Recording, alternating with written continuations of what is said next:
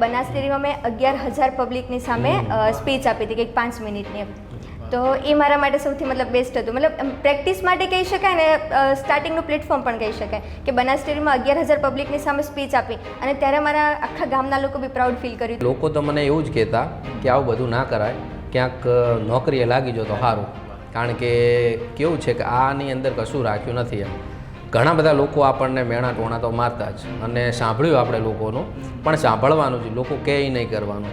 તમે જે નવા ક્રિએટર હોય કે જે વ્લોગર હશે એ કંઈ પણ હશે તો એમને એ જ કહેવા માંગીશ કે કંઈ પણ નવું લાવો, જે કોઈએ ના કર્યું હોય એના કરતાં અલગ કરો. તો એવું જરૂરી નથી કે ફેમસ થવા માટે તમારે કપડાં, બધું લાઇન, લેંગ્વેજ એ બધું ચેન્જ કરવું પડશે એમ. તમે પોતાના સાંસ્કૃતિક રીતે રહીને પણ કલ્ચરને સાચવીને પણ આગળ જઈ શકો છો. તો બેનજી, સૌથી અને મહત્વનો સવાલ છે અને ઘણા લોકો એનો જવાબ પણ જાણવા માંગે છે કે આપ વિડીયો બનાવો છો તો એ વિડીયોની ઇન્કમ કેટલી થાય છે, કેવી રીતે થાય છે, એક વિડીયોની ઇન્કમ શું હોય છે અને મહિનાના કેટલા રૂપિયા કમાઈ રહ્યો છો? આ બહુ મહત્વનો સવાલ છે.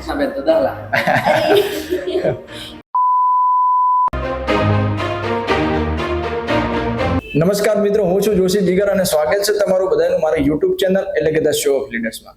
તો આજનો આપણો આ પોડકાસ્ટ ખૂબ ખાસ અને ખૂબ મહત્વનો રહેવાનો છે, કેમ કે આજના આપણા પોડકાસ્ટના મહેમાન બન્યા છે સોશિયલ મીડિયાના એવા ફેમસ બ્લોગર, એવા ફેમસ ક્રિએટર કે જેમને પોતાના ટેલેન્ટથી, પોતાની મહેનતથી અને સોશિયલ મીડિયાનો સદઉપયોગ કરી અને આજે લાખો લોકોના દિલ જીત્યા છે અને એક સારી એવી નામના ઊભી કરી છે. તો આપણે જે વિડીયો જોઈએ છીએ, જે રીલ જોઈએ છીએ, પણ ખરેખર એ કેમેરા પાછળનું શું રહસ્ય છે, એ વિડીયો બનાવવા પાછળ કેટલી મહેનત લાગે છે અને એ વિડીયો પાછળની કેટલી કમાણી થાય છે, આ બધી જ માહિતી મેળવવા માટે આજના આ વિડીયોમાં લાસ્ટ સુધી બન્યા રહેજો. તો સ્વાગત કરીએ આપણે સોશિયલ મીડિયાના ફેમસ બ્લોગર અને ફેમસ ક્રિએટર એટલે કે ગુજ્જુ દિયોદરવાળા સાગરભાઈ મકવાણા અને ચેતનાબેન માળી. તો ખૂબ ખૂબ સ્વાગત છે ચેતનાબેન અને સાગરભાઈ તમારું અમારી આ યુટ્યુબ ચેનલમાં. તો સૌપ્રથમ સાગરભાઈ, હું એ જાણવા માંગીશ કે તમે વ્લોગિંગની શરૂઆત ક્યાંથી કરી, કેવી રીતે કરી અને આ વ્લોગિંગનો વિચાર તમને ક્યાંથી આવ્યો? જીગરભાઈ, વ્લોગિંગની શરૂઆત આપણે 1.5-2 વર્ષ જેવું થયું, સમથિંગ 2 વર્ષ પહેલાં કરી. અને એની પહેલાં લગભગ 7-8 વર્ષ પહેલાં તો હું સોશિયલ મીડિયાની અંદર મહેનત કરતો, યુટ્યુબમાં વિડીયો બનાવતો, શોર્ટ ફિલ્મ બનાવેલી છે, મારા સોંગ પણ બનાવેલા છે, ઘણું બધું. પણ મિની બ્લોગની શરૂઆત 2 વર્ષ પહેલાં કરી અને એક દિલ્હીની બેન છે સ્વીટી સ્પેસ કરીને, એને ઇન્સ્પાયર એનાથી થઈ અને મેં વ્લોગની શરૂઆત કરી. એના વ્લોગ જોઈ, એ હિન્દીમાં બનાવતી બેન, અને એને જોઈ અને મેં ગુજરાતીની અંદર વ્લોગની શરૂઆત કરી. શરૂઆતનો તમારો આ સફર કેટલો આસાન હતો કે પછી કેટલો મુશ્કેલ હતો? ઘણો બધો મુશ્કેલ, કેમ કે કેવું છે કે અત્યારે આપણે ગામડામાંથી આવીએ છીએ અને સોશિયલ મીડિયા કે કોઈ પણ વિડીયો બનાવવો હોય ને એટલે બહારે આપણે જેવો ફોન કે કેમેરો લઈને જઈએ ને એટલે લોકો આપણી સામે બધા જોતા જ રહે એમ કે આ શું કરે છે ને શું નહીં એમ. એટલે મહેનત તો બહુ લાગી આના માટે અને પછી આ એક લેવલ ઉપર આપણે પહોંચ્યા છીએ. બેન, જે સેમ પ્રશ્ન તમને કરવા માંગીશ કે તમે વિડીયોની શરૂઆત કેવી રીતે કરી, ક્યારે કરી, કઈ ઉંમરે કરી અને પછી આ વિડીયો બનાવવા પાછળ કેટલી મહેનત લાગે છે અને તમારો સફર કેટલો આસાન હતો, કેટલો મુશ્કેલ હતો? વિડીયોની સ્ટાર્ટિંગ એમ જોવા જઈએ તો 1 વર્ષ પહેલાં જ કરી હતી, 2025ના સ્ટાર્ટિંગમાં જ. અને એવું હતું કે હું કોલેજમાં હતી અને અમારા એક સિનિયર હતા જેમ કે ભરતભાઈ છે. તો એ ભરતભાઈ એવું કીધું કે તમારામાં જે ટેલેન્ટ છે, વોઇસ સારો છે, બોલી શકો છો સારા, તો આપણે એક એડ શૂટ કરવી છે એમ. તો પહેલાં તો મેં ઘરે કોઈને કીધું નહોતું કે આવું બધું કરવાનું છે, ઘરે કોઈને ખબર જ નથી. એક મારા મોટા ભાઈ છે જયેશભાઈ, મોટા ભાઈ બહુ જ સપોર્ટ કરે છે, તો એમને જ મેં વાત કરી કે આવી રીતના છે. તો મેં ફર્સ્ટ ટાઈમ અમે શૂટ બી કરી લીધું, વિડીયો અપલોડ થયો અને પછી ઘરે ખબર પડી કે મેં વિડીયો બનાવવાનું સ્ટાર્ટ કર્યું છે. તો મને 1 વર્ષ જ થયો છે સોશિયલ મીડિયામાં આવીને, અને હું આ બાજુ આવ્યાના મને 3 વર્ષ જ થયા છે. પહેલાં હું વલસાડ રહેતી હતી, મારું સ્ટડી ને બધું વલસાડનું છે, અને પછી 3 વર્ષ જ થયા છે અહીંયા આવીને. અને અમારા સિનિયર એમણે બધું સમજાવી, હેલ્પ કરી અને અહીંયા સુધી લાવવા માટે એમને લીધે છે. વાહ, કે શોર્ટ ટાઈમમાં સારી પોઝિશન મેળવી લીધી છે અને શરૂઆતમાં ફેમિલીને કોઈ ખબર નથી. ફર્સ્ટ વિડીયો અપલોડ થયો ને ત્યારે જ ફેમિલીને ખબર પડી કે ઓહ આ વિડીયો છે એમ. વાહ. તો સાગરભાઈ, આપનો જે પ્રથમ વિડીયો વાયરલ થયો છે, બરોબર, તો એ વિડીયો પ્રથમ વાયરલ થયો એના પાછળ પછી તમને કેટલી ખુશી થઈ અને કેવું ફિલિંગ આવ્યું કે ના ભાઈ આ વિડીયો આપણે વાયરલ થઈ ગયો, આપણે રાતોરાત ફેમસ થઈ, એવી કઈ ફિલિંગ હતી તમારી? તો ફેમસની વાત કરું ને તો મહેનત આપણે 7-8 વર્ષ પહેલાં જ મેં તમને કીધું ને એમ યુટ્યુબમાં કરતા, લોકો ઓળખતા, આજુબાજુના વાવથરા, દિયોદર, આપણા વિસ્તારના લોકો તો મને યુટ્યુબથી ઓળખતા જ. પણ જે બીજી ઓડિયન્સ મેં બનાવીને એ ઇન્સ્ટાગ્રામમાં બનાવી. ફેમસની વાત કરું તો મેં જેવું બ્લોગ ચાલુ કર્યું ને તો 6 વિડીયો પહેલાં નાખ્યા ને તો 6 વિડીયોમાં સારા એવા 15-20 હજાર જેવા વ્યૂ તો આવ્યા જ મારા વિડીયોની અંદર. પણ જે 7મો વિડીયો છે ને એ 1 કે 1.5 લાખે મારો ચાલ્યો તો પહેલો જ વિડીયો, અને એ વિડીયોથી થોડોક વાયરલ થયો, અને એ ટાઈમે આપણને એમ થયું કે મહેનત રંગ લાવી એમ. બેનજી, તમારો પ્રથમ વાયરલ વિડીયો કયો? મારો ફર્સ્ટ વિડીયો જ વાયરલ જતો રહ્યો હતો. 17 કલાકની અંદર 1 લાખ પ્લસ વ્યૂઝ આવી ગયા હતા. અચ્છા. 17 કલાકની અંદર જ. અને ફર્સ્ટ વિડીયો જ હતો એટલે પહેલો જ વિડીયો વાયરલ જતો રહ્યો એટલે ખબર પડી ગઈ કે હા હવે આપણામાં બરાબર છીએ, હવે ચાલી શકીએ એમ. એ સમયે કેટલી ખુશી થઈ? મતલબ અંદરથી એ ખુશી તો હતી જ ને, મતલબ બહુ જ ખુશી થાય કેમ કે થરાદમાં બહુ બધાએ સપોર્ટ કર્યો હતો. મતલબ એટલા બધા મેન્શન, બધા સ્ટોરી લગાવી હતી ને, પછી એમ થયું કે હા વિડીયો બનાવવા જવું છે, ફિલ્ડમાં આવવા જવું છે. બાકી કંઈ ઈચ્છા મતલબ ફિક્સ નહોતું કે બનાવવાનું છે, જસ્ટ એક ટ્રાય કર્યું હતું, અને ટ્રાયમાં જ ફર્સ્ટ વિડીયો વાયરલ થઈ ગયો હતો. વાહ વાહ, મતલબ કોઈ ફિક્સ નથી કર્યું કે ના આપણે વિડીયોના કન્ટેન્ટ બનાવવા છે? ના, એવું કશું નહોતું. ખાલી એમ કીધું હતું, મતલબ અમારા જે સિનિયર હતા ને ભરતભાઈ, એમણે ખાલી કીધું કે આવી રીતે આપણે વિડીયો બનાવી શકીએ છીએ, અને એક વિડીયો બનાવ્યો અને એનાથી બધું થઈ ગયું સ્ટાર્ટ એમ. તો સાગરભાઈ, આપણે વિડીયોની શરૂઆત કરી, બરોબર છે? તો શરૂઆતમાં કેવું હોય છે ખબર છે કે શરૂઆતમાં લોકોનું મતલબ કે થોડું મહેનાટોણાએ સાંભળવા પડે. એટલે આપણે જે શરૂઆત કરી ત્યારે ફેમિલીનો કેટલો સપોર્ટ હતો, લોકોનો કેટલો સપોર્ટ હતો, અને ફેમિલીનું રિએક્શન શું હતું, લોકોનું શું રિએક્શન હતું? ફેમિલીનો તો સપોર્ટ મને નાનપણથી જ રહ્યો છે. અને લોકોની વાત કરું ને તો જ્યારે મેં વિડીયો બનાવવાની શરૂઆત કરી ને, યુટ્યુબ હોય કે ઇન્સ્ટાગ્રામ હોય કે મિની બ્લોગ હોય, કોઈ પણ વસ્તુની અંદર, ત્યારે લોકોનો પહેલાં શરૂઆતમાં સપોર્ટ નહોતો. એક સાચી વાત કહું તો, કેમ કે લોકો તો મને એવું જ કહેતા કે આવું બધું ના કરાય, ક્યાંક નોકરીએ લાગી જો તો સારું, કારણ કે કેવું છે કે આની અંદર કશું રાખ્યું નથી એમ. ઘણા બધા લોકો આપણને મેણા ટોણા તો મારતા જ, અને સાંભળ્યું આપણે લોકોનું, પણ સાંભળવાનું જ, લોકો કહે નહીં કરવાનું. પણ આપણે મહેનત ચાલુ રાખી, 7-8 વર્ષથી ભોગ આપ્યો સોશિયલ મીડિયાની અંદર, પછી મિની બ્લોગ ચાલુ કર્યા, અને પછી ધીમે ધીમે વાયરલ થયા.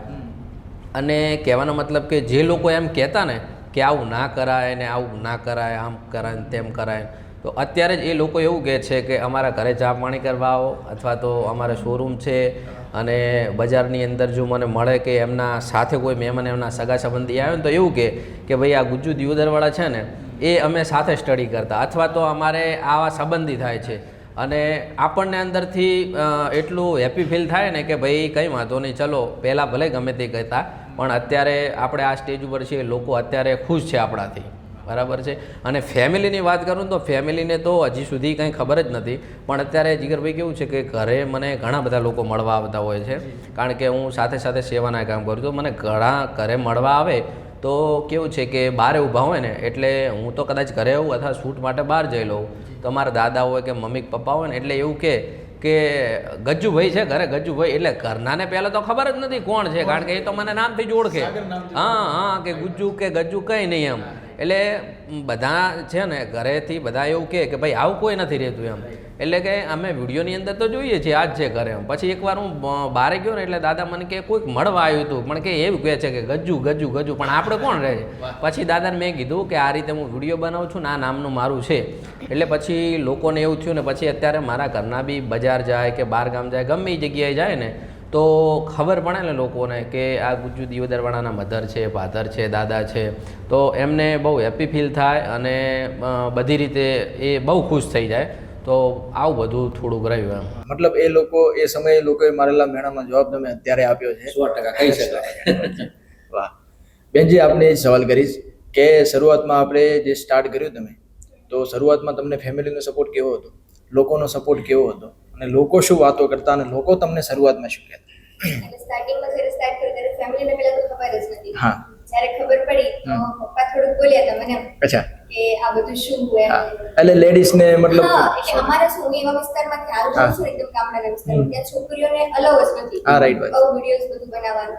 તો પપ્પાને ટ્રસ્ટ પૂરેપૂરો, મમ્મીને પીસ, એટલે બધાને ફેમિલીને, પણ થોડુંક કે આવું બધું શું, આપણે ઉપર ના શોભે, આપણે આવી છોકરીઓ છીએ એવું બધું. અને પછી જેમ વાયરલ થયા, જેમ ફેમસ થયો નહીં, પણ ફર્સ્ટ વિડીયોઝ મારો જતો રહ્યો હતો, એટલે એમાં વાંધો નતો આવ્યો. પણ પછી થોડુંક મમ્મી સપોર્ટ લાગી ગયા, મમ્મી મારી સાઈડ જ કે ના આ જે કરે છે બરાબર કરે છે. અને મેં મારું કોન્ટેન્ટ ક્યારે નથી છોડ્યું, મતલબ પ્રોફેશનલ વસ્તુ અને કલ્ચરલ થી આમ વળગેલું છે, એવું કોન્ટેન્ટ ક્યારે નથી છોડ્યું. ક્યારે બી એવા કોન્ટેન્ટ પર નથી કે કોઈને મતલબ ફેમિલી વાળાને નીચે જોવું પડે એવું કોઈ કન્ટેન્ટ નથી જોવું પડે વાત સુધી કંઈ કામ નથી કર્યું એમ.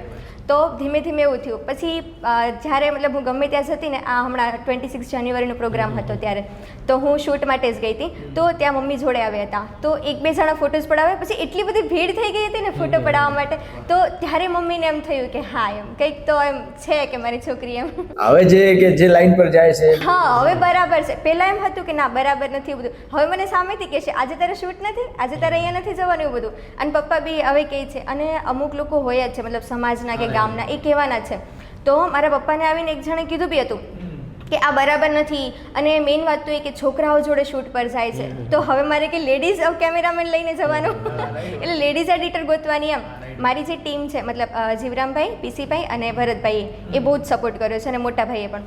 તો એ મારી ટીમ સાથે હું ગમે ત્યાં શૂટ પર જતી હોઉં, તો ઓબ્વિયસલી પબ્લિક મને જોવાની જ છે. તો બધાના એક મતલબ કોઈકે કીધું હશે પપ્પાને કે તમારી છોકરી 3 છોકરાઓ જોડે ફરે છે, એ વસ્તુ સારી ના લાગે એમ. પણ પપ્પાએ કીધું કે હા વાંધો નહીં, પપ્પા હવે સમજી ગયા છે. ઉલટાનું મને કહે છે કે હા તારે કંઈ કામ હોય કરજે, બધું જે હું તને ફૂલ સપોર્ટ કરીશ એમ. અને એ વસ્તુ બી છે કે પબ્લિક કહેવાની જ છે. અને એવું તો ના છે કે 100% આપણા સપોર્ટર હશે જ, એમાંથી 1% તો હશે જ કે જે આપણા હેટ કરતા જ હોય એમ. અને ઉલટાનું મને મજા આવે કે હેટ કરશે તો હું વધારે આગળ જઈશ એ વસ્તુથી. હા ઘણું બધું શીખવા. આવું જ મારે થયું કે મારે મોટા ભાઈ છે ને, એ શરૂઆતમાં મને થોડુંક કહેતા મારા મોટા ભાઈ એડવોકેટ છે અને થોડાક સ્ટ્રિક્ટ છે, એટલે મને થોડીક એમનાથી બીક લાગે, મમ્મી પપ્પાથી કે એમનાથી ના લાગે, એટલે માન મર્યાદા રાખવું એટલે થોડીક બીક લાગે.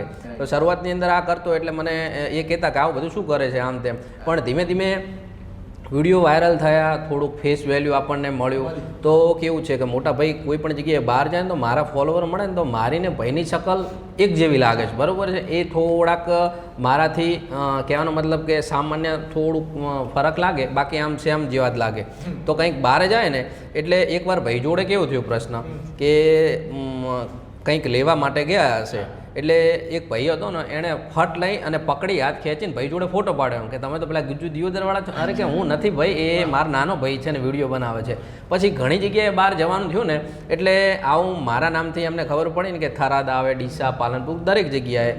પછી એમને થયું કે ભાઈ છે ને એ સારી એવી મહેનત કરે છે. ને પછી મને ઘરે આવીને શાંતિથી કેમ કે આજે હું આ જગ્યાએ ગયો હતો મારા કોર્ટના કામે કે આ જગ્યાએ, તો તારા વિડીયો ત્યાં ઠાકણ જોતા હતા એમ.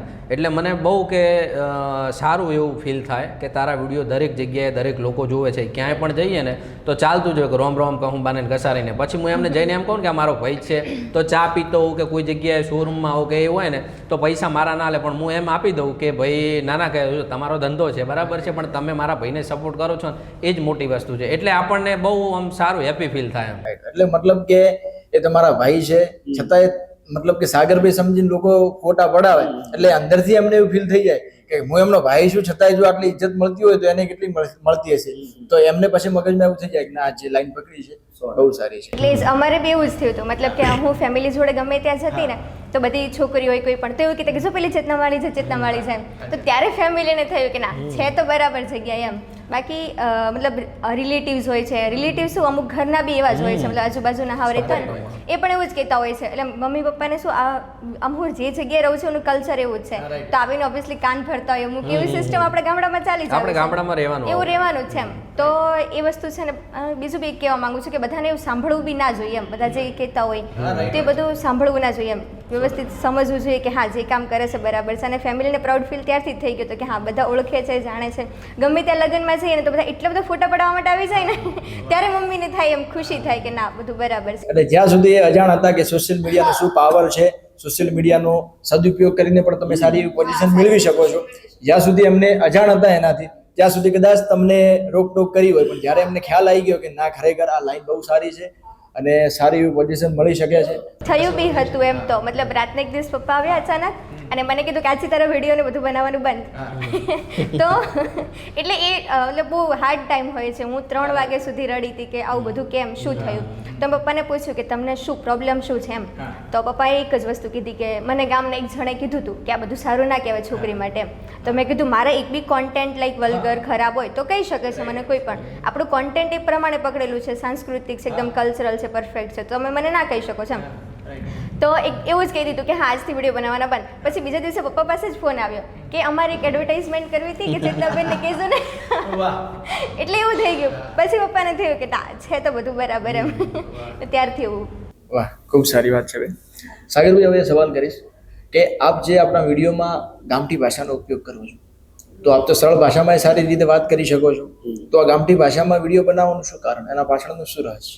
શરૂઆતની અંદર જ્યારે મેં વિડીયો બનાવવાનું શરૂઆત કરીને ત્યારે મારો ટાર્ગેટ એવો હતો કે મારી ઓડિયન્સ મારા ગામમાં અને મારે આજુબાજુ ગામમાં, મતલબ કે આપણે જે સગું બધું છે એ વાવ થરાદ, દિયોદર, અમારું દિયોદરવાળાનું વાવ થરાદ ને આટલો જે એરિયા છે ને એટલું સગું ના બધું હતું. બીજી વસ્તુ કેવી છે, ચોખ્ખી ભાષાની અંદર ઘણા બધા વિડીયો બનાવે છે પ્રોફેશનલ ગુજરાતી બોલીને, પણ આપણા વિસ્તારની અંદર ઘણા 50-60 વર્ષ ઉપરના છે ને ગામડાના લોકો છે ને એ પ્રોફેશનલ ગુજરાતી ભાષાની અંદર અમુક શબ્દો છે ને એ સમજતા નથી હોતા. મારા વિડીયો ઇન્સ્ટાગ્રામ સિવાય ફેસબુકની અંદર લાખો લોકો મિલિયનમાં જોવે છે, તો જે મોટી એજના લોકો છે ને એ ઇન્સ્ટાગ્રામ નથી વાપરતા, એ ફેસબુક વાપરે છે.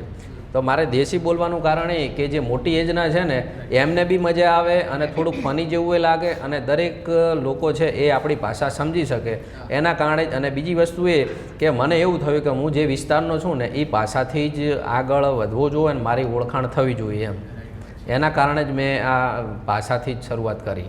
આપણું કલ્ચર છે લોકો સુધી પહોંચે ને લોકો ભૂલી ના જાય આવનારા 100% કે લોકો ભૂલવા ના જોવે કે હું જે પણ વસ્તુ બતાવું છું ને શરૂઆતની અંદર બ્લોગ બનાવતો, અત્યારે બી બનાવું છું ને બને ત્યાં સુધી ગામડું બતાવું છું, ખેતર બતાવું છું, જૂની જે વસ્તુ હોય ને એ મારા વિડીયોની અંદર બતાવું છું કે લોકોને કે અત્યારની જે પેઢી છે એમને, હું 1993ની અંદર જન્મેલો છું એટલે 90s કિડ આપણે કહેવાય, કે આપણા વખતે જે હતું પછી એના પહેલાં જે આપણા બાપ દાદાઓ વડવાઓ શું વાપરતા, શું બધું કરતા, વિડીયોની અંદર આવું લોકોને બતાવીએ ને તો થોડીક જાણ થાય. અને અત્યારે મને પણ નવાઈ લાગે છે કે હું અમદાવાદ જાઉં કે સુરત વિડીયો બનાવવા મારે પ્રમોશનના આવે છે, પછી મારે બહાર જવાનું હોય આઉટ ઓફ સ્ટેટ કે અહીંયા, તો એરપોર્ટ ઉપર કે સારા VIP લોકો છે ને જે ઇંગ્લિશ બોલતા હોય કે પ્રોફેશનલ ગુજરાતી બોલતા હોય એ પણ સામેથી એવું કહે છે કે તમારી ભાષા સાંભળવાની અમને બહુ મજા આવે છે. તમારી સાચી છે.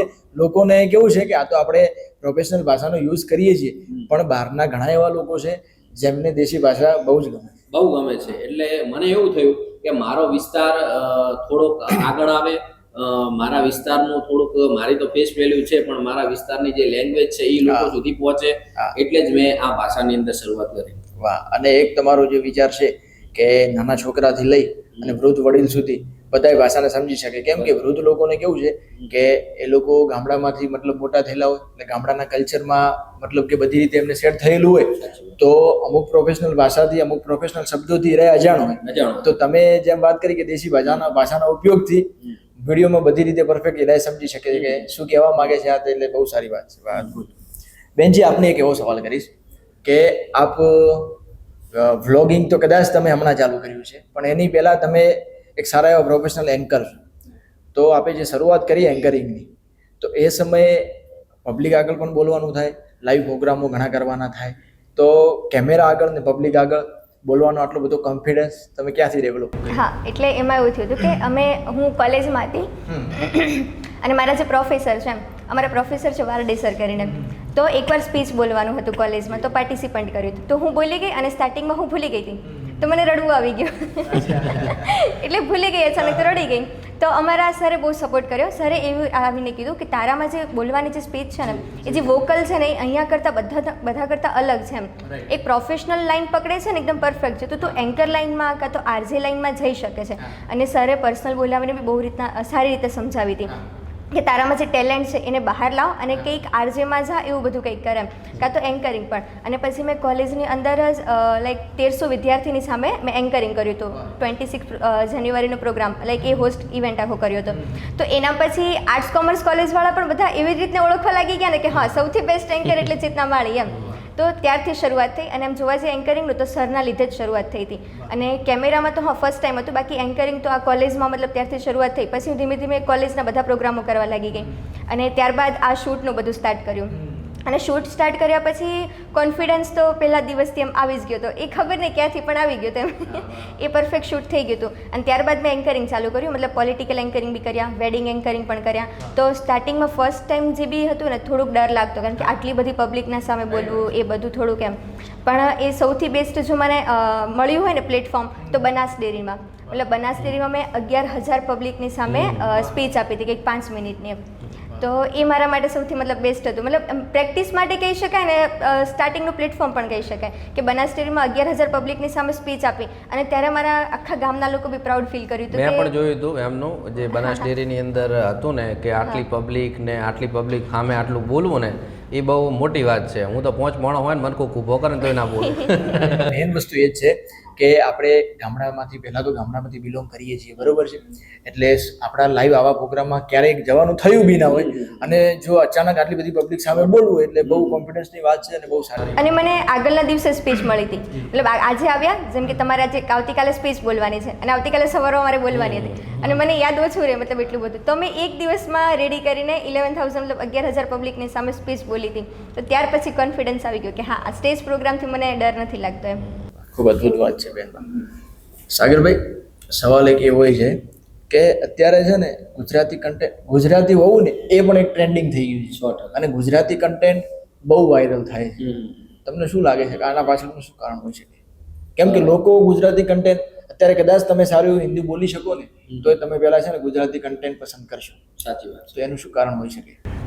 મેં એનાલિસિસ કર્યું ને એ પ્રમાણે તો હું પણ પહેલાં હિન્દીમાં જ કન્ટેન્ટ બનાવવા માગતો હતો, પણ એક મારા મિત્ર છે વેટરનરી ડૉક્ટર છે શ્રવણ દેસાઈ, તો એમણે જ મને બધી સલાહ આપી હતી. મને કે ગુજ્જુભાઈ કરો ને તો ગુજરાતીમાં જ કરજો. એનું કારણ શું છે કે હિન્દીની અંદર કોઈ પણ કન્ટેન્ટ હોય છે ને તો હિન્દીની અંદર કદાચ જે પણ તમે વસ્તુ નાખો ને, કોઈ પણ સોંગ હોય, કોઈ પણ મૂવી હોય, કોઈ પણ વ્લોગ છે, કોઈ પણ વિડીયો છે, તો એક જ વાર દેખાય છે.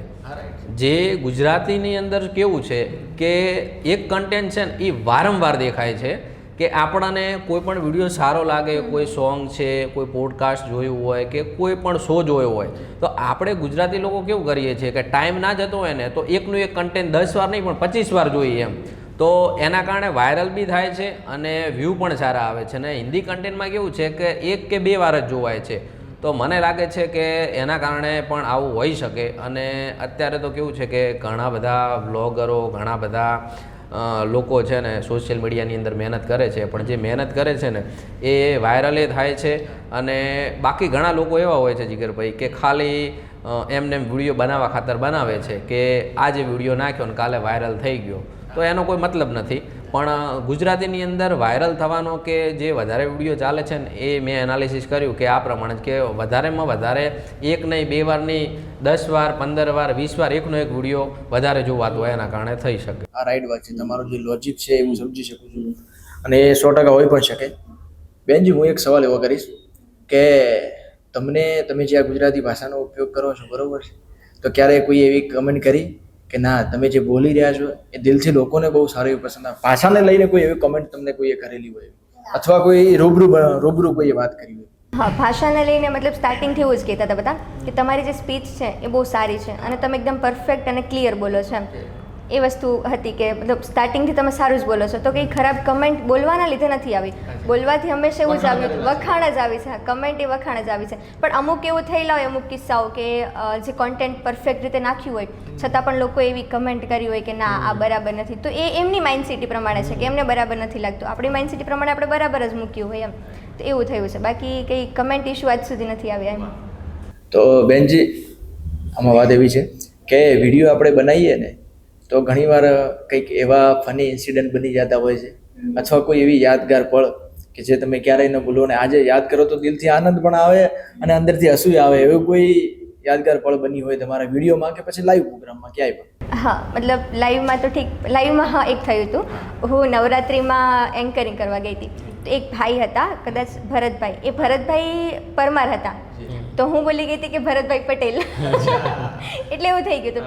એમનું હતું ભરતભાઈ પરમાર, પણ માઇન્ડમાં મતલબ આટલા બધા નામ આવતા હોય તો અચાનક બોલી ગઈ કે ભરતભાઈ પટેલ. તો પેલા ભાઈ કે રહેવા દો, અમારું કાસ્ટ મત બોલો, ચાલશે, તમે ખાલી નામ બોલી દો એમ. એવું થયું છે. અને બાકી કેમેરા સામે શું હોય, મતલબ મોસ્ટલી હું ઇન્ટરવ્યૂ જે લેવા જાઉં ને, લાઈક આ 26 જાન્યુઆરીના હતા, નમોત્સવના હતા, તો એમાં લેડીઝ લોકો બહુ શરમાતી હોય એમ. અને જેને બી પૂછે ને તેમાંથી 50% લેડીઝ તો ના જ પાડતી હોય કે ના ના અમારે નથી બોલવું, અમને શરમ આવે, તમે વિડીયો મૂકી દેશો એમ.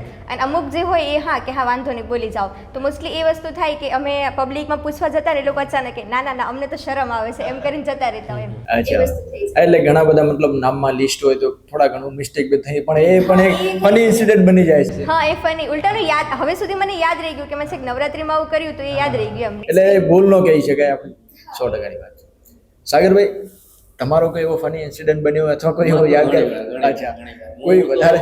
હું જ્યારે આ બ્લોગ બનાવતો ને એની પહેલાં મારી ઓડિયન્સને લોકોને હજી ખબર નહીં હોય કે હું અમદાવાદ છે ગુજરાતી ફિલ્મ ઇન્ડસ્ટ્રીઝમાં વેબ સિરીઝમાં ત્યાં ઠકાણ કામ માટે ગયેલો. અમારે એક ગુજરાતી વેબ સિરીઝ હતી, એના લગભગ 7 કે 8 એપિસોડ શૂટ થયા હતા, પણ પછી એ રિલીઝ ના થયું એમ. યમરાજાની હતી, તો એમાં મેઇન કેરેક્ટર યમરાજનું મારું હતું, બરાબર છે.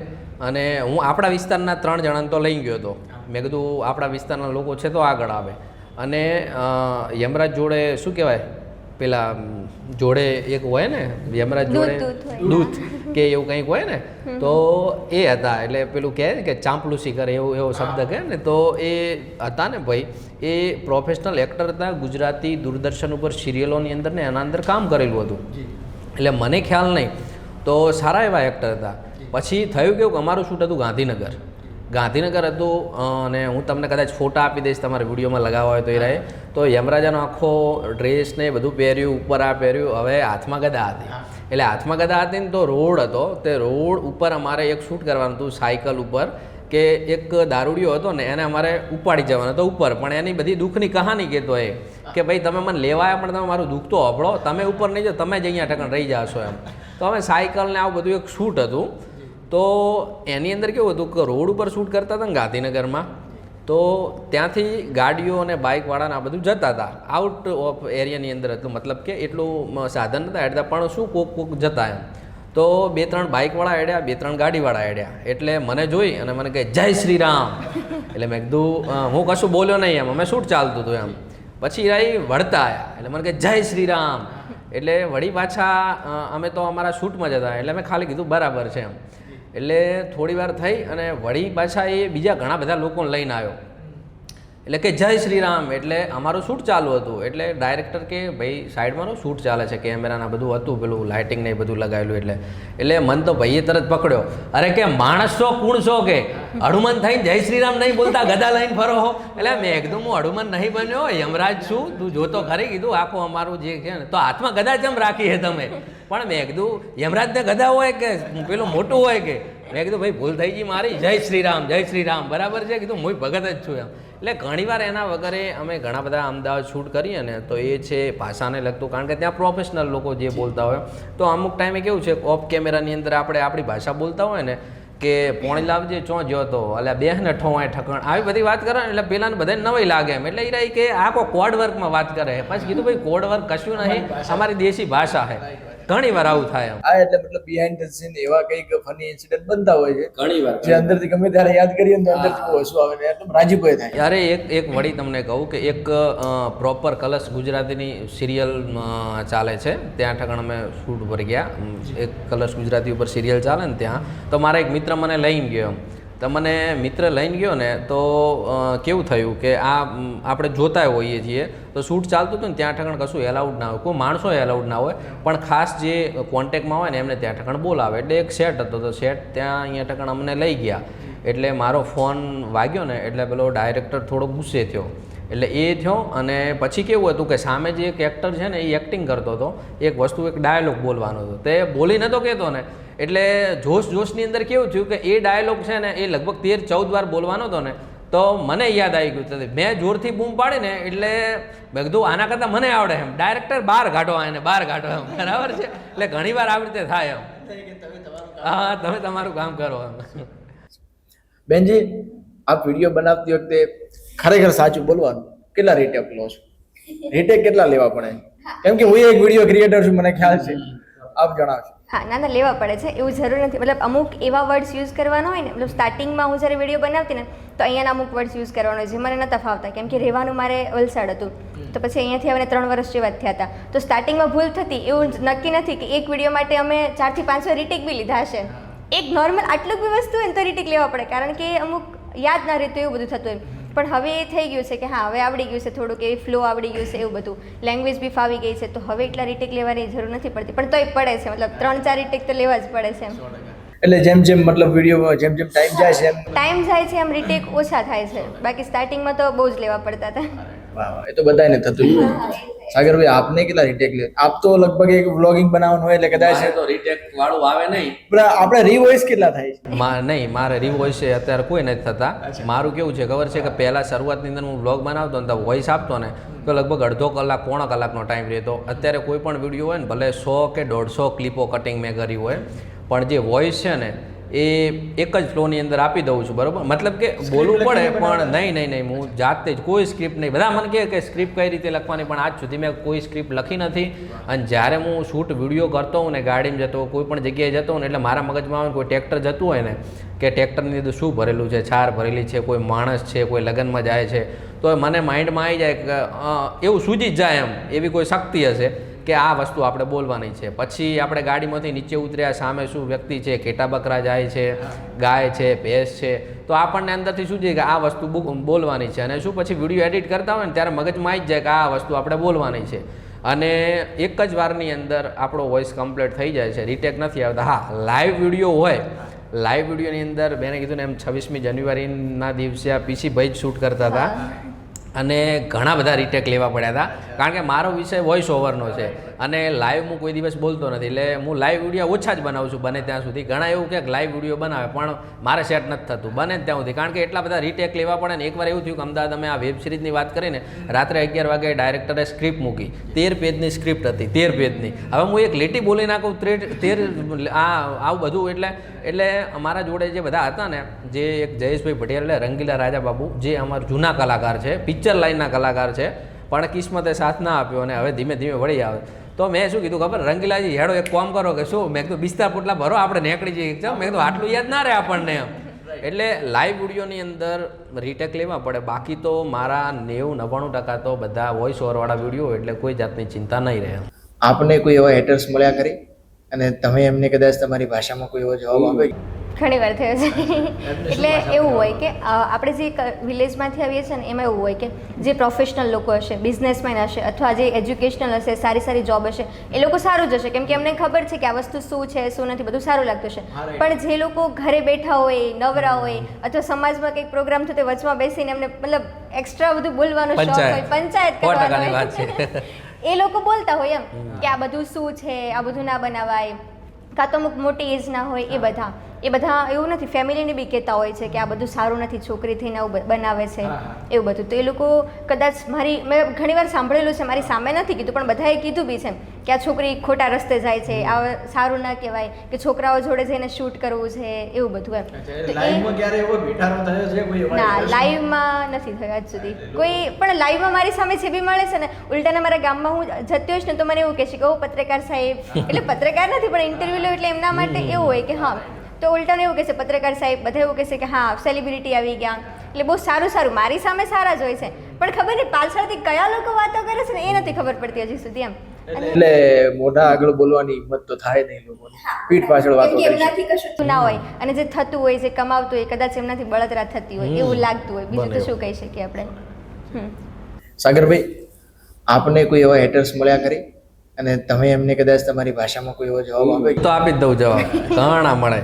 આની અંદર કેવું છે કે મારે વિડીયો ચાલતા હોય ને, લગભગ બધા વિડીયો બનાવતા હોય ને તો બધાને વ્યૂ વધારે હોય. મારે તો વ્યૂ હોય અને કોમેન્ટ હોય વધારે જ હોય, 250, 300, 400, 500, 1200, 1500 કોમેન્ટ ઘણા વિડીયોની અંદર હોય. તો કેવું થાય છે કે મારા વિડીયો કોઈ દિવસ વલ્ગારિટી ના હોય, બરાબર છે. જેમ ચેતનાબેને કીધું કે હું સંસ્કૃતિને લગતા બનાવું છું, મારા ભલે ફની હોય પણ મારા વિડીયોની અંદર વલ્ગારિટી ના આવે, કેમ કે હું એવા ફેમિલીમાંથી આવું છું ને, એટલે મને ખબર હોય કે મારા ઘરે જે જોશે ને એ જ આપણે લોકોને બતાવવાનું એમ. તો હું વિડીયો બનાવતો હોઉં ને એટલે કોકના ગમે એવો સેવાનો વિડીયો બનાવું ને તો કોઈના ત્યાં કરિયાણું આપવા ગયો, કોઈના ઠેકાણા આવ ગયો, તો એક આદો તો બધાની સારી જો, ખૂબ સરસ ગુજુભાઈ, ફૂલ સપોર્ટ છે તમારો, આમ એમાં વચ્ચે એક જણો આવી જ જાય કે ભાઈ સેવા તો કરવી હતી પણ આવા વિડીયો બનાવવાના થતિંગ તો નહોતા કરવા એટલે આવા એક હતા હોય. પછી કોઈ પણ જગ્યાએ ઘણીવાર હું શું કે વિડીયો બનાવતો ને તો કોઈ ગામનું નામ હોય કે કોઈ આવું હોય ને એટલે ઘણા એવી કોમેન્ટો કરતા હોય કે તમે આવું કીધું છે ને આમ ને તેમ ને આવું બધું નહીં ચાલે અને ઘણા ખરાબ કોમેન્ટો એ કરતા હોય છે આ તે. તો પછી હું જેને બધાને જવાબ આપી જ દઉં, પ્રાઇવેટ આઈડી હોય ને તો ગમે એમ કરીને શોધીને આપી જ દઉં. પણ પછી અમુક સારા સારા લોકોએ એવું કીધું કે કોમેન્ટો વાંચવી હોય તો વાંચવાની પણ જવાબ નહીં આપવાનો કોઈ. એનું કારણ કેવું છે કે એ લોકોની તો વેલ્યુએશન કશું જ ના હોય પણ તમે એને જવાબ આપો ને એટલે એને એમ થઈ જાય કે આપણા મોટા લોકોએ કે હા મોટો થઈ જાય. એટલે પછી મેં કેવું કર્યું કે અત્યારે હોય ને તો ઠીક છે, બાકી કોમેન્ટ છે ને હું ડિલીટ મારી દઉં. કારણ કે દરેક ફેમિલી જોતા હોય, લેડીઝ જોતા હોય તો ખરાબ કોમેન્ટ હોય તો હું જાતે જ ડિલીટ મારી દેતો હોઉં છું. એના વગર મારી આઈડી બીજા 3 જણા હેન્ડલ કરે છે, બરાબર છે, એટલે એમને યોગ્ય લાગે તો એ કરે. બાકી ખરાબ વાતો કરવા અને જેમ ચેતનાબેને કીધું ને કે સામે ના કે પાછળ કહેવાવાળા તો ઘણા એ કહેતા જ હોય. મારા મમ્મી પપ્પાને ઘણા કહેતા હોય છે કે તમારો છોકરો આ બધું તો કરે છે પણ આની અંદર શું કમાઈ લેવાનો, શું આમ કરી લેવાનું, તો મળે છે અને આપણે જવાબ દઈએ દઈએ. પણ હવે એવું રાખ્યું કે કોઈને જવાબ નહીં દેવાનો, જે કહે એ કરવા દેવાનું. કારણ કે નવરા લોકો છે એ જ આવી કોમેન્ટો કરતા હોય એમ. એક લેવલ સુધી પહોંચ્યા પછી તમે જવાબ ના આપો ને એ જ સૌથી મોટો જવાબ હોય છે. 100%. એટલે એ બહુ સારી વાત છે કે પબ્લિક ભલે ગમે તે વાતો કરતી એના પર રિએક્ટ ન કરો ને એ મોટી વાત છે. તો બેનજી, સૌથી અને મહત્વનો સવાલ છે અને ઘણા લોકો એનો જવાબ પણ જાણવા માંગે છે કે આપ વિડીયો બનાવો છો તો એ વિડીયોની ઇન્કમ કેટલી થાય છે, કેવી રીતે થાય છે, એક વિડીયોની ઇન્કમ શું હોય છે અને મહિનાના કેટલા રૂપિયા કમાઈ લ્યો છો? આ બહુ મહત્વનો સવાલ છે. ચેતનાબેન તો 10 લાખ.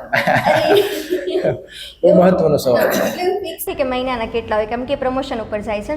અને બીજી એક વસ્તુ કે એક પ્રમોશનના અમે હાલ 8,000 લઈએ છીએ. 8,000 એક પ્રમોશન વિડીયોનો કોઈ પણ રીલ બનાવવાની હોય ને એના. અને એ કદાચ થરાદમાં, ડીસામાં એ બધા કરતાં હાઈએસ્ટ પ્રાઇસ હશે મારા. બાકી જે બીજી કોઈ બધી આઈડી જે સિટી પેજ હોય એ બધા 3,000 કે એવામાં પણ કરી આપે છે. પણ અમારું નથી, કેમ કે અમારું જે કોન્ટેન્ટ હોય કોન્ટેન્ટ પરફેક્ટ હોય, સાથે ક્વોલિટી પણ હોય અને બધું શૂટ ને બધું કેમેરાથી હોય છે. તો મારા પ્રાઇસ જે મતલબ એમ જોવા જઈએ ને બધા કરતાં આટલા ઓછા ફોલોવરમાં તો સૌથી હાઈ છે 8,000 જ છે એમ. અને એ મને બરાબર લાગે છે રાખવા માટે, કેમ કે અમે આખું ટીમ સાથે કામ કરીએ છીએ. અને અર્નિંગ ફિક્સ ના કહી શકીએ મંથલી કેટલું, એ પ્રમોશન ઉપર જાય. અને બીજી એક વાત કે પ્રમોશન અમે એકદમ સિલેક્ટેડ જ કરીએ છીએ. એવું નથી કે અમારે પ્રમોશન પર જ જવું છે. પ્રમોશન ઘણાય આવતા હોય છે પણ એમાંથી અમે સિલેક્ટેડ જ કરવા માંગતા હોય. કારણ કે બહુ પછી પ્રમોશન એ ઓલરેડી એ ડાઉન થઈ જાય રીચ એ માટે એમ. એટલે પ્રમોશન જેટલા બને એટલા ઓછા કરવાના અને જે કરીએ એ વ્યવસ્થિત કરવાનું, પરફેક્ટ કરવાનું, ભલે પ્રાઇસ હાઈ લાગતા હોય એમ. ફોલોઅર્સના હિસાબથી આ પ્રાઇઝ લો છો, બહુ સારી વાત છે. અને મેઇન વસ્તુ એ છે કે તમે જેમ વાત કરી કે એકલા પ્રમોશન ઉપર ધ્યાન દેવા જશો તો તમારું જે કન્ટેન્ટ છે એ ડાઉન થઈ શકે છે. વાહ, અદ્ભુત. સાગરભાઈ, આપ એક વિડીયોની કેટલી મતલબ પ્રાઇઝ લો છો? 21,000 રૂપિયા. હાય ઘણા કહે કે છે ને 21,000 રૂપિયા હોતા છે શેના? કીધું બોલવાના. કે બોલો તમે? કીધું બોલો તમે. તમારે બોલવાથી જો કંઈ થતું હોય તમે બોલો. મારે કેવું છે પ્રમોશનના રોજના છે ને 10-15 પહેલાં તો મારે 25 30 ફોન આવતા. અત્યારે 10-15 મેસેજ તો આવેલા પડ્યા જ હોય.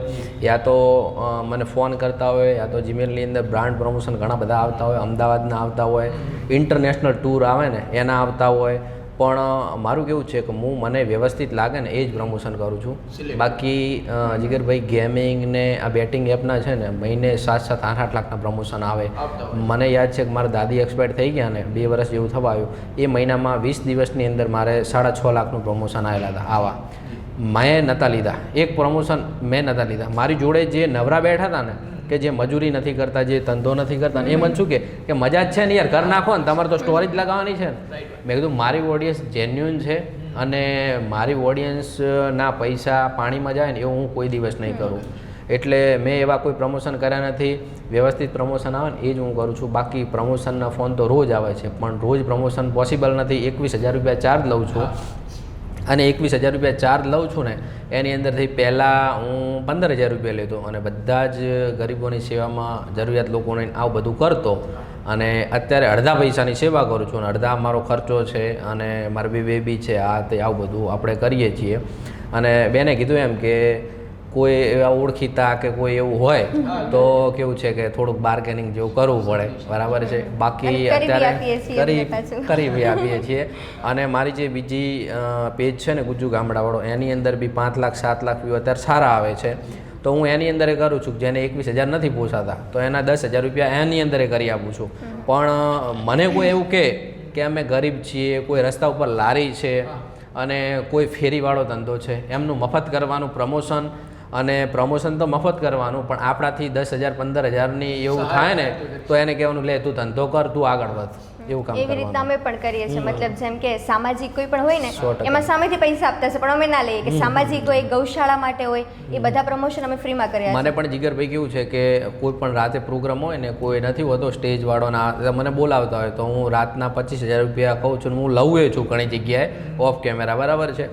પણ ઘણી જગ્યાએ ગાયોનું હોય, પછી આર્મી જવાનોનું હોય કે આવું બધું હોય ને કે તો ધાર્મિક ત્યાં આગળ કાર્યક્રમ હું હોય, એ પૈસા બધું, નથી લેતો. હા. એક જગ્યાએ અમે ગયા હતા, હું નામ નહીં આપું, એની અંદર આપણા વિસ્તારના ઘણા બધા કલાકારો હતા, બધા 5,000 10,000 15,000 સિંગરો ને ડાયરા કરતા હતા ને એ પૈસા લીધા હતા. હું જ એક એવો હતો અને હું મુખ્ય મહેમાનમાં હતો પાછો.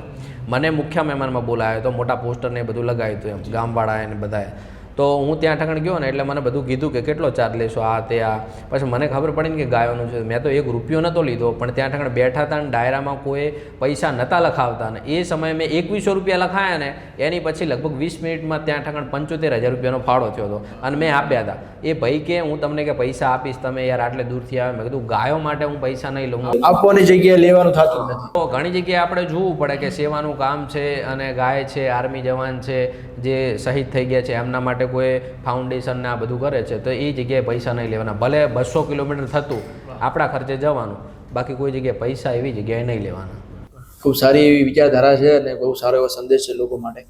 બેનજી, આપનો આજ દિવસ સુધીનો કોઈ એવો વિડીયો છે કે જેમાં સૌથી વધારે પૈસા મળ્યા હોય, કેમ કે એની પાછળ મહેનત કદાચ લાગી હોય, એવો કોઈ વિડીયો કે જેમાં સૌથી વધારે પેમેન્ટ મળ્યું હોય? વિડીયો અમે નથી, કારણ કે બધું ફિક્સ જ પ્રાઇસ રાખીએ છીએ એટલે વિડીયો નથી. પણ હા, એન્કરિંગમાં એવું થાય છે કે એક જગ્યાએ અમે ગયા હતા હિંમતપુરા, તો ત્યાં અમે પ્રાઇસ કીધી હતી કે 8,000, પણ એમને મારું એન્કરિંગ જોયું, પછી એમ લાગ્યું કે આટલા દૂરથી આવ્યા છો તો ડાયરેક્ટ 10,000 આપી દીધા કે ના તમને 10,000. મેં કીધું ના ના, જે અમારું છે એટલું જ, કે ના તમે આટલું સારું એન્કરિંગ કર્યું છે ને આટલા દૂરથી આવ્યા છો તો એ માટે 10,000. બાકી એન્કરિંગના પણ એક શોના 8,000 લઉં છું, પ્લસ ટ્રાવેલિંગ ચાર્જ હોય છે. અને વિડીયો શૂટ હોય એ જો થરાદમાં હશે તો 8,000, બહાર ક્યાંક જવાનું હોય તો પ્લસ ટ્રાવેલિંગ ચાર્જ એડ થતું જ હોય છે. બાકી એવું કંઈ સ્પેશિયલ વિડીયોથી કમાણી એવું નથી કરી. એવી રીતના બ્રહ્મ સમાજ છે ત્યાં અમને મતલબ સમૂહ લગ્ન હતું તો ત્યાં સ્પેશિયલ ગેસ્ટ તરીકે બોલાવ્યા હતા.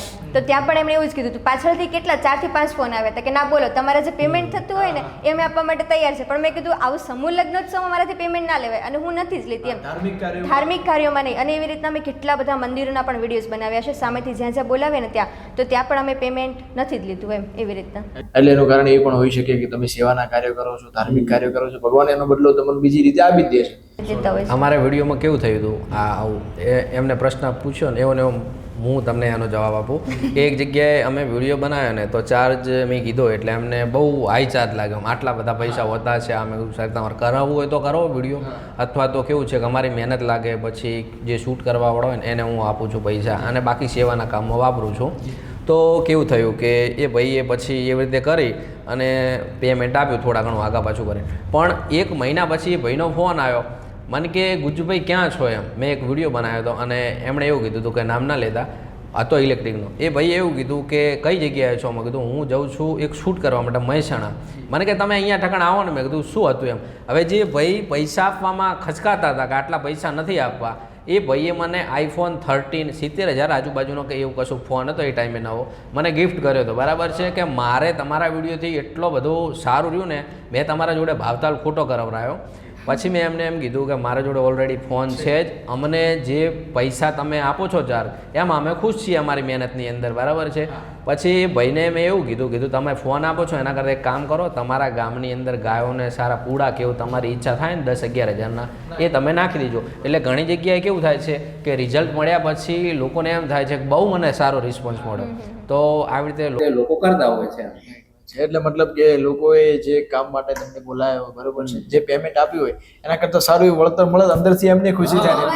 એ જગ્યાએ થયું છે. મતલબ સ્ટાર્ટિંગમાં એવું હોય કે ના એડના આટલા બધા અપાતા હશે, એક એડના ખાલી અને એમને એવું કે તમને ખાલી 1-2 કલાક લાગ્યું શૂટ કરીને જતા રહે આટલું બોલીને, એમાં 8,000 રૂપિયા. પણ પાછળથી જે એમને ફાયદો થાય છે ને ત્યારે કહે છે કે ના છે તમે તમારા વિડીયોથી આટલો બધો અમને ફાયદો થયો છે એટલે બહુ સારું કામ છે એમ.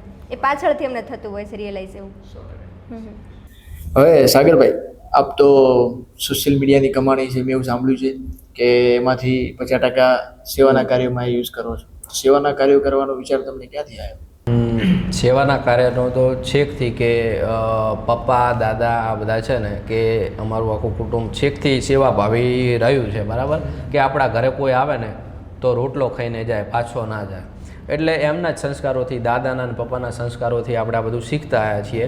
વિડીયો બનાવતા પૈસા તો હવે આવે છે, એની પહેલાં હું પોતાના પૈસેથી, મને એવું લાગતું કે કોઈ નાનું છોકરું છે, બાળક છે, અનાજ છે, કે કોઈ ગરીબ છે જેને રહેવા નથી, પેલું નથી આપણે પેલા કોથળા આવતા એના બનાવેલા મકાનને એની અંદર ઝૂંપડામાં રહેતા હોય છે, તો હું એક્ટિવા લઈને કે બાઇક લઈને ગાડી લઈને જતો હોઉં તો હું જોઉં ને એટલે મને બહુ દુઃખ લાગે કે આપણને તો ભગવાને ઘણું બધું આપ્યું છે, પણ જે આપણો જે ખર્ચો છે, આપણે મહિનાની અંદર જે થોડા ઘણું વાપરીએ 4-5 હજાર કે 10 હજાર આપણે ખર્ચો કરીએ છીએ, કપડામાં કરતા હોય, બૂટમાં કરતા હોય કે ખાવા પીવામાં કરતા હોય, તો આપણને ભગવાને બધું આપ્યું છે, થોડા ઘણું આપને આપીએ ને તો આમનું આખું ઘર ચાલ્યું જાય. તો મને વિચાર ત્યારથી જ આવ્યો કે હું 5-6 વર્ષ પહેલાં આવું કામ કરતો જ, પછી વિડીયો બનાવતો થયો ને એટલે એક ઇન્કમ આવવા માંડી કે વિડીયોના તો પૈસા આવે છે, એટલે મને થોડીક વધારે ધગશ લાગી કે ભાઈ આપણે સેવા તો કરવી જ છે. એટલે હું પણ બધી જગ્યાએ આવું કરતો ને હવે ધીમે ધીમે કેવું છે કે મારા વિડીયો ઘણા બધા લોકો જોતા હોય છે ને તો મારે જ જરૂર નથી પડતી સેવા કરવાની. ઘણા લોકો મને એમ કહે છે કે 10-15 હજારની ગુજુભાઈ મેં કીટ લાવી છે, કોઈ હોય તો આપણે સાથે જઈને સેવા કરીએ. કોઈ લોટ લાવતા હોય છે, કોઈ કરિયાણું લઈ આપતા હોય છે, કોઈ ઘણી બધી વસ્તુ લાવતા હોય છે, બરાબર. કોઈ કે મારે કોઈને ખાટલા આપવા છે, કોઈને આપવું છે, અને હું વિડીયો બનાવીને આવું ને તો એની પછી પણ જે જગ્યાએ વિડીયો બનાવ્યો સેવા કરી હોય ને તો એ જગ્યાએ ઘણી બધી વસ્તુ એમના ઘરે પહોંચી ગયું હોય કે 2 દિવસની અંદર મારા વિડીયોથી.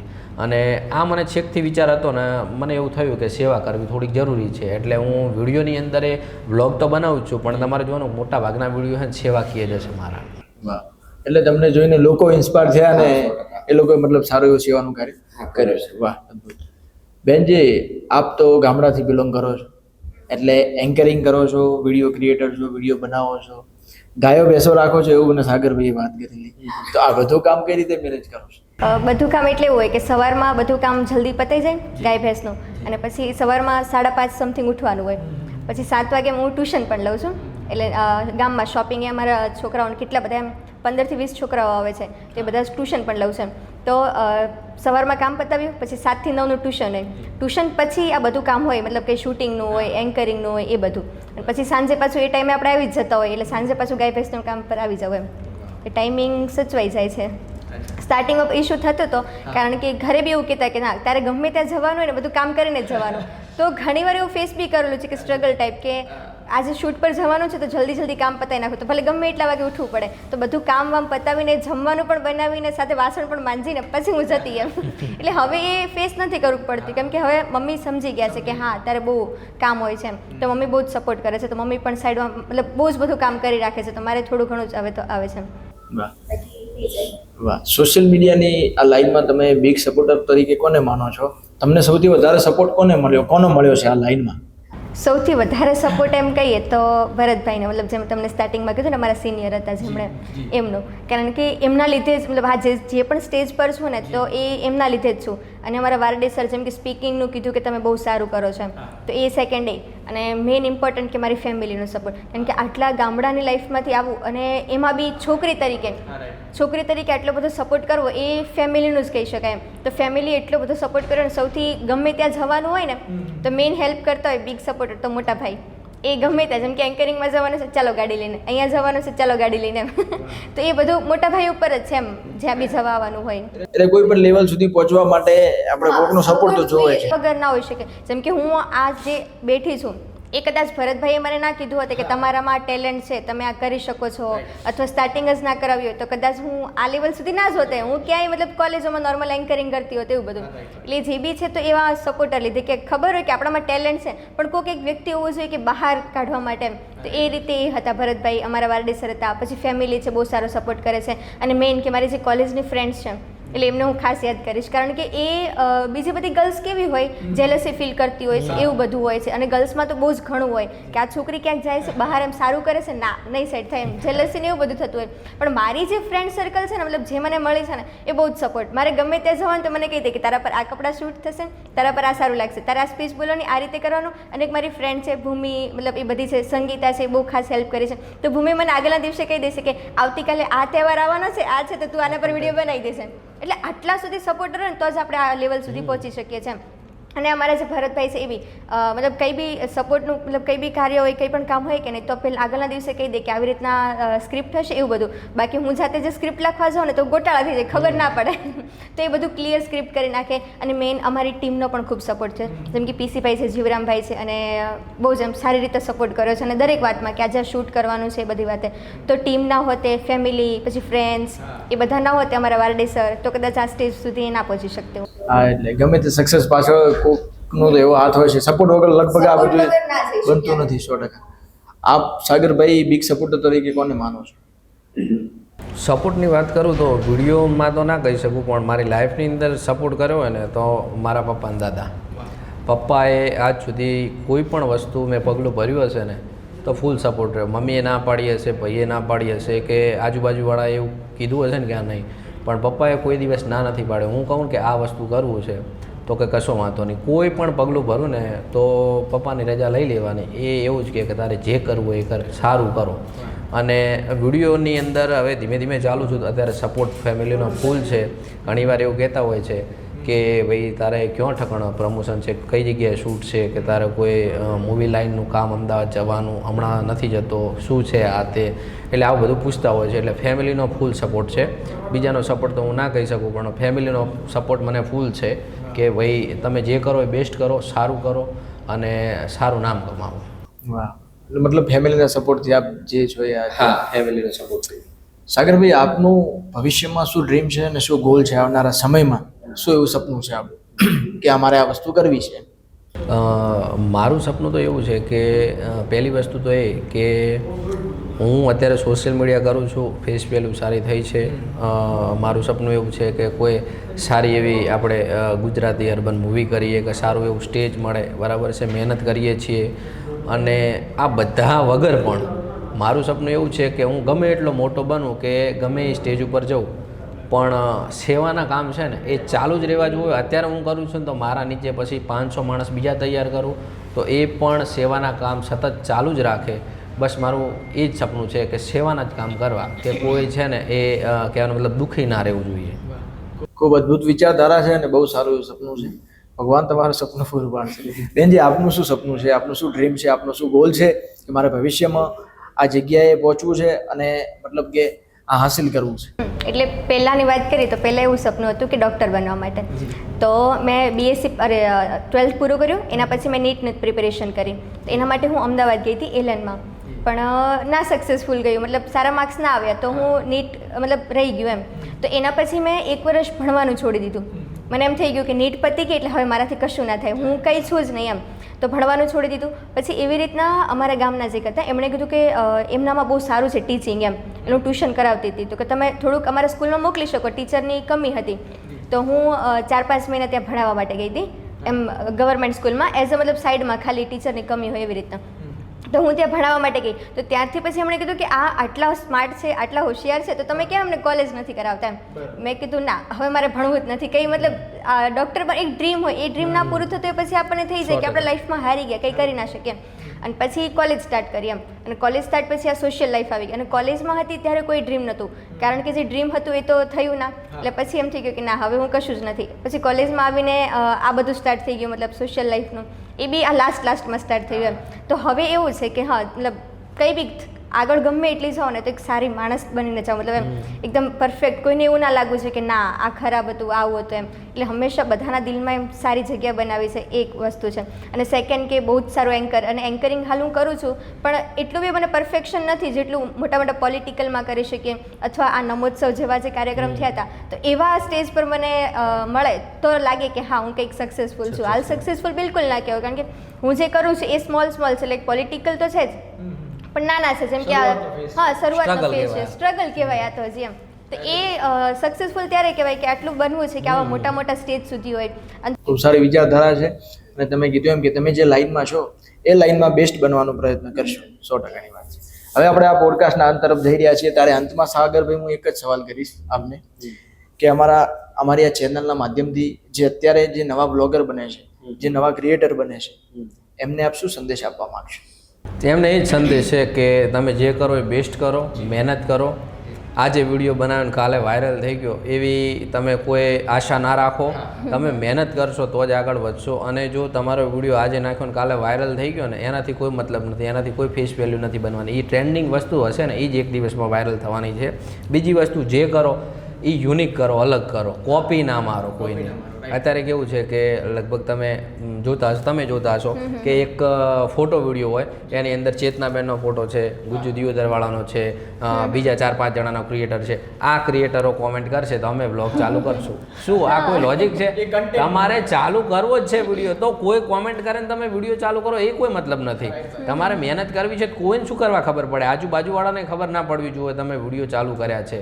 અને અત્યારે કેવું છે કે બધા બ્લોગર થઈ ગયા છે અને બધા છે ને શું કરે છે, એક જ જેવું કરે છે. મતલબ કે હું વિડીયો બનાવું છું ને, ઘણા એવા બધા છે ને મને વિડીયો શેર કરતા હોય છે કે અને ટેગ પણ કરતા હોય છે કે હું જેવા વિડીયો બનાવું સેમ ટુ સેમ એવા જ અને મારી ભાષા જેવા બનાવવા જાય છે. હું કોમેન્ટે કરું, લાઇકે કરું છું, પણ એક વસ્તુ છે કે હું જે કરું છું એ તો લોકો જોવે જ છે, બરાબર છે. લોકોને કંઈક નવું જોવું છે. તો તમે વિડીયો બનાવો છો, બ્લોગર થવા માંગો છો તો કંઈક નવું કરો. કે સાગરભાઈ ગુજ્જુ દિયોદરવાળા તો આ કરે છે પણ આની અંદર શું કમી છે કે શું નવું કરવા જેવું છે તો તમે એવું કરો. તો આપણે સંદેશ એ જ આપવા માંગીએ છીએ. પહેલું એ કે કોપી પેસ્ટ ના કરો. તમે કંઈક નવું કરો, અલગ કરો. અને એવું ના વિચારો કે આજે કે કાલે વિડીયો બનાવ્યો છે અને 2 દિવસમાં વાયરલ થઈ જાય. તમારે વાયરલની આશા નહીં રાખવાની, તમારે મહેનતની આશા રાખવાની. તમે મહેનત કેવી કરો છો અને કેટલા સમય તમે મહેનત કરો છો અને એની પછી તમે તમારી જે ફેસ વેલ્યુ છે ને એ તમારે જોવાની. બાકી ઘણાના વિડીયો કેવું હોય છે ફેસ વગર એમને માતાજીના વિડીયો અપલોડ કરતા હોય છે, સિટીના વિડીયો અપલોડ કરતા હોય છે અને પછી મને ઘણાય કહેતા હોય છે જો તમારે તો આટલા છે ને 90,000 ફોલોવર છે, અમારે તો 5 લાખ છે. પણ 5 લાખમાં તારી ફેસ વેલ્યુ નથી થવાની ભાઈ, બરાબર છે. જે તારા વિડીયો છે ને એ લોકો જોવાના છે, એનો કોઈ મતલબ નથી એમ, બરાબર. એટલે એ મનોરંજન માટે થયું એમ. તમારો ફેસ રાખો વિડીયોની અંદર અને તમે જે કરો ને એ મહેનતથી કરો. બસ આપણે એ જ કહેવા માંગીએ છીએ. મતલબ કે એક કન્સિસ્ટન્સી સાચવી 100% અને એક ઓરિજિનલ કન્ટેન્ટ સાથે તમે વિડીયો બનાવશો તો 100% એનું રિઝલ્ટ મળવાનું મળે છે. મળે મળે 100%. પણ એ ના મળે તો એને પછી હતાશ થઈને મૂકવાનું નથી. ના ના ના ના ના. મેં કીધું ને કે હું 7-8 વર્ષથી મહેનત કરતો ને તો 24-25 જણા વ્યૂ જોતા અને એ પણ કેવું થતું મારા એરિયાની અંદર હું બધાને ફોનની અંદર મારા વિડીયો ચાલુ કરાવતા.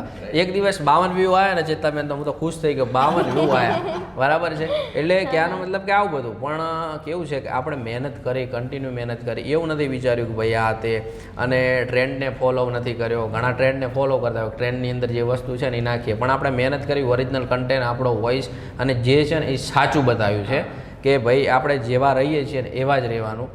તો એ રીતે જ આપણે મહેનત કરી છે અને અત્યારે આ લેવલ સુધી પહોંચ્યા છે, બરાબર. રોજિંદા લાઈફ કોઈ દેખાડવાનું કોઈ નહીં નહીં એવું કશું જ નહીં. આપણે જે કરીએ છીએ ને ઘરની અંદર જે ખાઈએ પીએ, રોટલા આ તે, શા હોય તો શા વગર હોય ચા વગર, અને અમુક તો કેવું વીઆઈપી થાળીની અંદર આમ કરીને અમે આમ, પણ એવું લોકોને અત્યારે નથી ગમતું. તમે જેવા છો ને એવું જ લોકોને ગમે છે કે શું તમે બતાવો છો.